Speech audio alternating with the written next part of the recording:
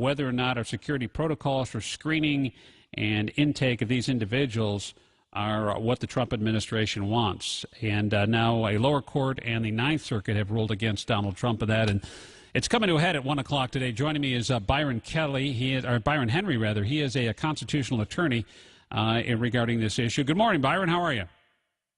Good morning. Glad to be with you, Scott. What do you anticipate Trump says today at 1? Well, a couple of things. If he's going to go more legal route, he's going to talk about the lip service the Ninth Circuit paid to deference to the executive in enforcing the immigration laws, and then, of course, they didn't give very much deference to his administration. He's also going to talk about the fact that they applied this to lawful permanent residents and green cards and wrote the opinion as if the executive order applies to them when the Trump administration came out a few days within when the executive order was announced and basically said this executive order does not apply to lawful permanent residents, which was kind of a straw man set up by the court to knock down because they're the only group we know from case law that has constitutional rights of all these classes of aliens. So right. If they're not here in the country. So he probably will talk about that. But then again, he's probably going to just talk about the system and the national security and the fact that that the courts may have a role to play, but it's a minor role. Most of our case law says, including the Supreme Court, that the Congress and the President are the starring roles in national security and immigration matters, and so the court should basically take a back seat, and if it's a close call, it should go to Congress or the President. I don't think that happened in a lot of cases in this opinion, and but it's early. I mean, this is a temporary hold on a temporary travel ban. Right. We are early. And so this has not been fleshed out. The arguments haven't been fully briefed, fully argued. Evidence hasn't been presented in the lower court.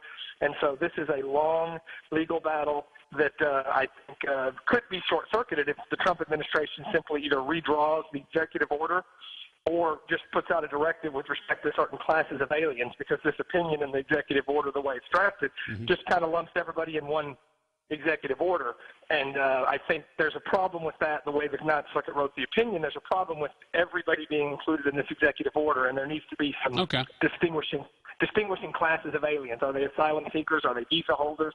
Are they permanent residents? Are they refugees? Because I think the law is different for each class. So I believe that if Donald Trump does that, he probably is going to save himself both a lot of trouble in this press conference and in the press as well as in the court. Okay, what's interesting, Byron, and you just hit the nail on the head, I think, from my layperson's perspective, and that is there's one aspect of this and lumping them all together. If there's some clarification, it probably passes constitutional muster. However, the Ninth Circuit said that there are multiple constitutional issues here. I didn't hear what you described to me just now as multiple. I heard singular. What else are they seeing? Well, they didn't address the religion aspect of this. There is a constitutional question that they left open. They called it a serious question about whether or not this ban is some sort of establishment clause or First Amendment violation, setting aside whether or not the states of Minnesota and Washington can sue for other people's First Amendment rights, and also setting aside whether or not they even have constitutional rights unless they're in the country or they're green card holders. So those two problems that have to be surmounted. The question of whether this is a religious ban doesn't pass muster in any sense of the word. It's simply a travel ban based on origin of country. In other words, where are you? It's not about where you're born. It's not about where you what religion you practice. It simply says that these traveling to and from these countries, regardless of who you are or where you were born, is what the travel ban affects. So I don't expect the First Amendment issue to go very far. If you knock that one out, all you're left with is just a generic due process right, which the courts have said over and over again, including the Supreme Court, that aliens abroad seeking to enter the country do not have constitutional rights. The only people that have any due process rights are people that are in the country, whether they're lawfully or unlawfully here. That's why you have to treat unlawful immigrants in this country. And that's a great point of clarification, too, because most people are like, okay, well, what does the Constitution say relative to people who aren't American citizens? And I understand you're covered if you're a green card holder, but what about everybody else? So how much, I guess, how many people does it actually really affect when you add that nuance in there?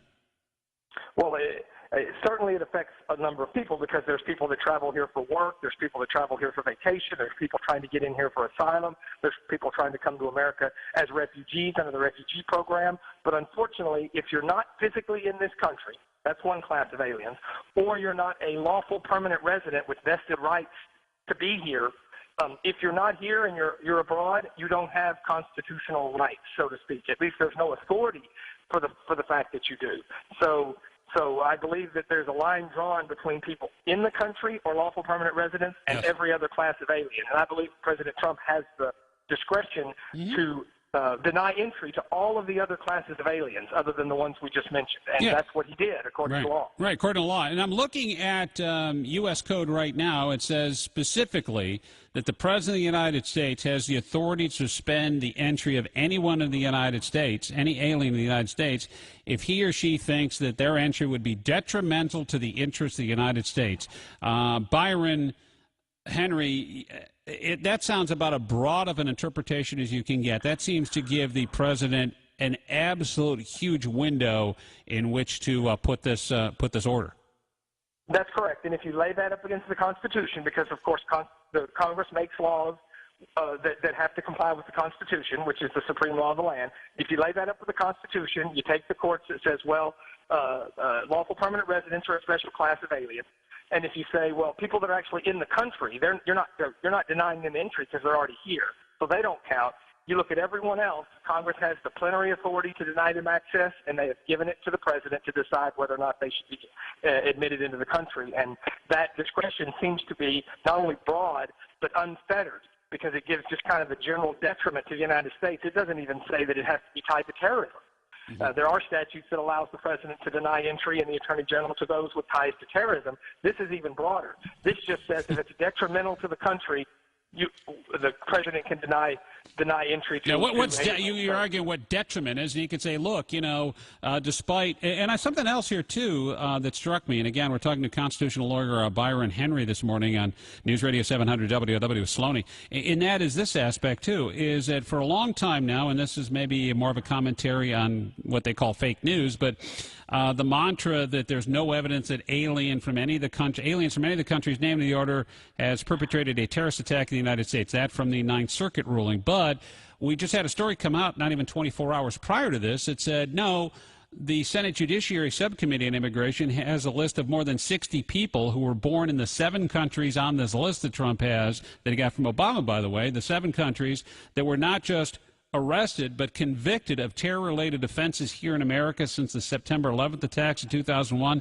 The latest of those 60-plus are Abdul Artan, the Somali refugee who wounded 11 people at Ohio State. So how can the high court get it that wrong? Well, first of all, it's interesting you say that because the case law actually is that the courts are not actually allowed to go behind the executive's reasoning. So in other words, if the executive makes a determination that someone's detrimental or someone has ties to terrorism, the executive is not required to put on evidence to prove that because it's his discretion. He just has to give a facially valid reason, and he can say ties to terrorism, detrimental to the country. So first of all, the courts have no business going behind the reason to ask, well, show me the evidence of that. But even if, as you said, they did go behind the evidence, we now know that there was plenty of evidence because George W. Bush and President Obama listed these 6 countries or 7 countries as countries with specific ties to terrorism that were countries of concern. And if you remember, President Obama actually issued his own travel ban with respect to people coming in from Iraq. So there's actually precedent in the executive branch from a president of the opposite party exercising this exact same discretion that Congress gave him. And Byron Henry, people listening right now are going, okay, you just made a very solid case here, so why did they, in a 3-0 decision, rule against this? It seems, what you just laid out seems pretty clear-cut. Is it politics? Well, it's 2 things. One, you did get a circuit and a panel that was predominant, that was more liberal in nature. But what you also got was the procedural posture of the case, which most people that aren't lawyers don't really understand the way the burden shifts and how difficult it is for the government to have won at this procedural stage once they had already lost the lower court stage. Remember, this was not an appeal of the lower judge's ruling. This was an appeal of the lower judge's refusal to stay his ruling. which is an entire different burden and an entire different procedural quagmire that the government was in. In other words, the government's just taking the position that they're going to appeal everything. This was not a final ruling by the lower court that there's anything illegal about these orders. This was not a final ruling by the Court of Appeals that there's anything illegal about these orders, only that there was enough showing that these orders could affect some person's constitutional rights, that they should be put on hold while we flesh it out and figure out exactly how they apply and get all the briefing and all the arguments. I believe when the full hearing is complete and everything's done and the president has clarified his executive order, that he will be exercising the discretion that Congress gave him. But in the procedural posture, this three-judge panel is just looking at how strong is the case and was the lower court wrong in the first place to enter the temporary restraining order. And at this stage, it's a close call. And I believe they should defer to the executive in these matters. So if it's a close call, the tie should go to Congress and the president. But this court decided to flex its muscles and say, we'll be the arbiter of whether these executive orders are lawful. And for now, we're going to keep them on hold while we make our decision. And that's really what is going on here. I understand that. So why doesn't then President Trump simply, Byron Henry, go and, all right, well, fine, I'm going to issue a new EO, a new executive order that's going to pass these legal hurdles to clarify what you just talked about? Wouldn't that be the easiest remedy? I believe that a lot of people are advising him right now, and one of the options on the table probably is, why don't you go ahead and enter an executive order for each separate class of aliens? That way, all the ones that are lawful can stay in place, and we can satisfy the minor issues with respect to the broader classes that might have some constitutional rights affected by this, such as green card holders. And I think he's getting that advice.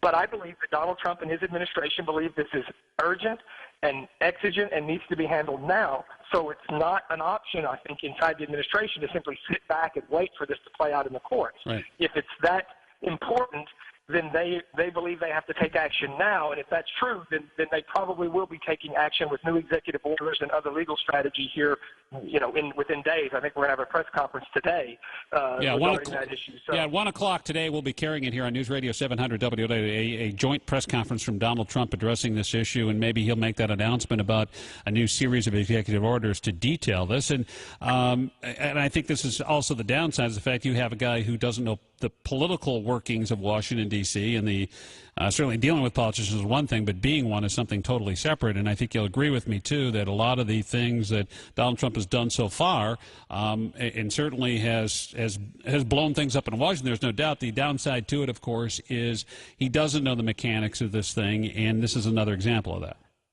Well, then don't forget, Scott, that the Democrats are basically, or the left, are basically, playing both sides of the issue. One, they're denying President Trump his cabinet nominees and the people that run a lot of the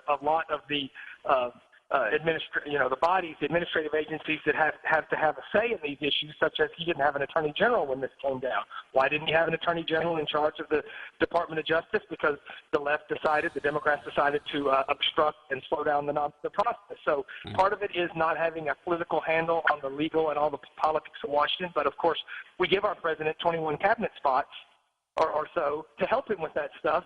But if the Democrats obstruct and slow down them getting confirmed, then they can't gripe, on the other hand, that Donald Trump is fumbling the ball within his administration when he doesn't have a full administration. Yeah, he dismissed he dismissed our AG, the temporary one, the Obama holdover, and is now working on that whole thing. I mean, that's a valid point too, I think, as well. So at 1 o'clock today, we'll find out what he says. Certainly, it's going to be some strong and harsh words, I would imagine, for the courts, but also some sort of course of action.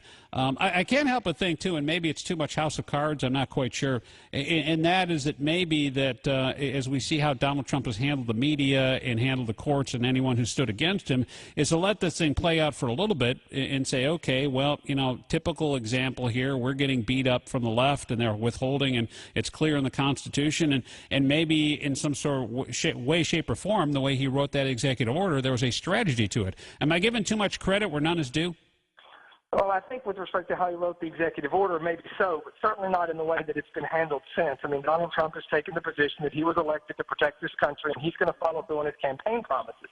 The left can revel in the fact that they're blocking or resisting or obstructing his ability to do so, but I think that from a political standpoint, they're making a big mistake because all they're going to be doing is seem to have standing in the way of Donald Trump, basically fulfilling his campaign promises with respect to vetting of refugees and reviewing President Obama's policies with respect to allowing refugees and just general immigration policy. So what may seem like a win, a very short-term win, and they can play it out in the media to its fullest extent. But remember, President Obama had his executive action on immigration declared an injunction, and that went all the way up to the Supreme Court, and it was tied 4-4. So he had a final ruling on the lawfulness of his executive action out of the Fifth Circuit. And so it's not as if either party is immune from presidents overreaching with respect to their executive authority. We know that President Obama was called on it, and in this case, I think President Trump is going to plow forward, and if a court calls him on it, he'll pull it back in within, color within the lines, right, and he'll exercise as much discretion as he can to protect the country. Byron Henry, who is a constitutional expert and attorney, joining me this morning on News Radio 700 WOW. Great insight. Thanks again for the time. I appreciate it, and have a great weekend. You too. My pleasure. Yeah, 9 minutes from news, as I said, at 1:06 today. We will carry live here on News Radio 700 WOW.